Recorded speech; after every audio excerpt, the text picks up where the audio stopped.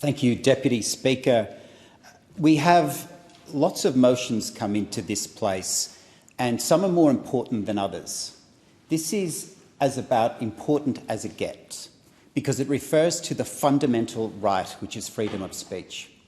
Without freedom of speech, we don't have any of the other rights. That is the right in which the others flow from. If it is compromised, all of the others are, including democracy.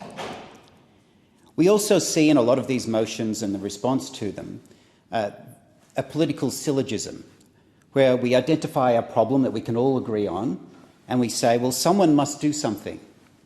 And then a bill is presented. Well, this is something, therefore we must do that. And if you don't support that, then you're not with me on us agreeing to do something about it.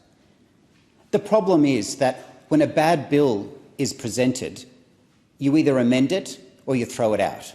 And this one is so bad, it must be binned. There's no reworking this one, as many other members have said. It is just fundamentally, in its structure and its definitions, flawed.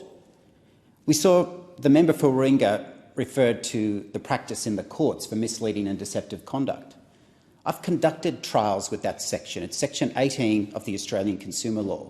It is one of the most litigated sections in Australian law. I've been in trials that have gone for over 100 hearing days. They've been before the courts for years, multiple millions of dollars spent interpreting those words, misleading and deceptive. They sound simple, but in practice they're not. Because the hard reality of trying to solve a problem that sounds simple with a bill like this, we must recognise that the solution can be worse than the problem that you think you're trying to fix. And then when we look at the various groups that have put submissions into this draft exposure bill, none of which, by the time I've come here, have been published. None of them have been published. We had an excellent submission by the Victorian Bar. Now, the Victorian Bar didn't do a submission on the draft voice position, but the government was quite happy to claim that a vote by its members was great. Well, they've put pen to paper on this particular bill, and you can't pick and choose when you're going to listen to an organisation. Same with the Law Council. They've given a very concerning submission where they've said that the prospect that digital platform providers and ACMA will be required to sift information from opinion or claims is in itself likely to have a chilling effect on freedom of expression. Again, you can't pick and choose when you listen to groups like the Law Council, because this bill is deeply flawed. Even the relevant union, the media union, the MEAA, have criticised it. And they have thousands of members who work in this sector. Again, will Labor listen to one of its own unions who actually work in this area? This will, in its current draft, create a lawyer's picnic. Some of the questions that anyone will ask is, well, what is excluded content?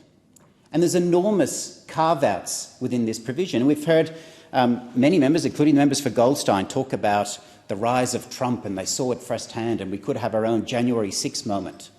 Well, guess what? In this bill, President Trump, if he held office here, is excluded. He's not covered.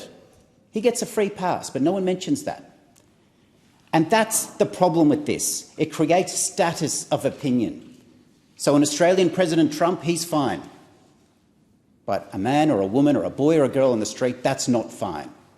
That's totally unacceptable. Totally unacceptable. But that's the way this has been put. And then the way it links even just the slightest bit of misinformation.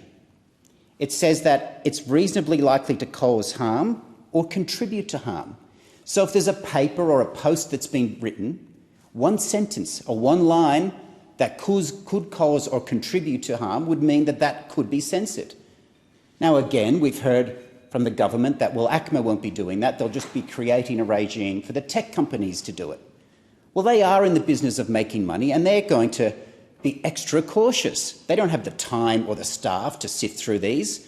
So you're going to, off-the-shelf, purchase an AI program that will sift through as much information as possible so it doesn't bring you before the wrath of ACMA.